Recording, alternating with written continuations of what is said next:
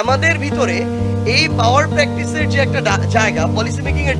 জাতীয় নাগরিক পার্টি এনসিপির পরিকল্পনা নিয়ে কথা বলতে গিয়ে উত্তরাঞ্চলের দলটির মুখ্য সংগঠক সার্সিজ আলম জানিয়েছেন, এনসিপি মাত্র 1 মাস আগে যাত্রা শুরু করেছে। শোনা যাচ্ছে আগামী 1 বছরের মধ্যেই জাতীয় নির্বাচন অনুষ্ঠিত হতে পারে। অন্তর্বর্তী সরকারের তরফ থেকে ডিসেম্বর-জানুয়ারির মধ্যে নির্বাচন আয়োজনের আভাস পাওয়া যাচ্ছে।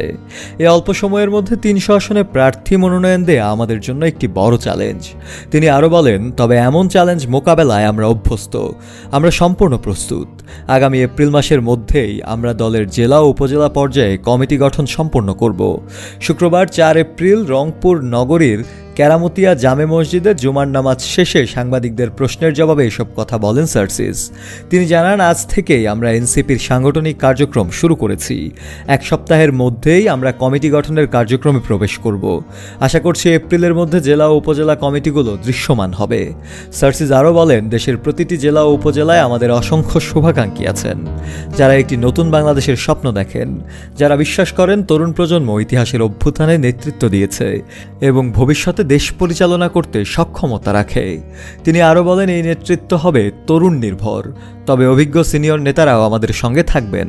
সামনে এগিয়ে যেতে তরুণদের উদ্যম ও সাহস যেমন জরুরি, তেমনি অভিজ্ঞদের পরামর্শ ও দিক নির্দেশনা অমূল্য। তিনি আরও বলেন, আমরা যখন জনগণের রায়ে একটি সুষ্ঠু নির্বাচনের প্রত্যাশা করছি, তখন জনগণের কাছেই যেতে হবে, কারণ জনগণই তাদের ভোটাধিকার পুনরুদ্ধার করবে। জনগণের সরাসরি ভোটে নির্বাচিত হয়ে আমরা সংসদে গিয়ে তাদের প্রতিনিধিত্ব করতে চাই।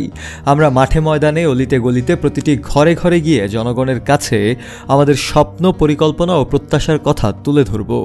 এত রক্ত ও ত্যাগের বিনিময়ে জনগণের যা চাওয়া তা জানতে এবং বুঝতে আমরা তাদের পাশে থাকব।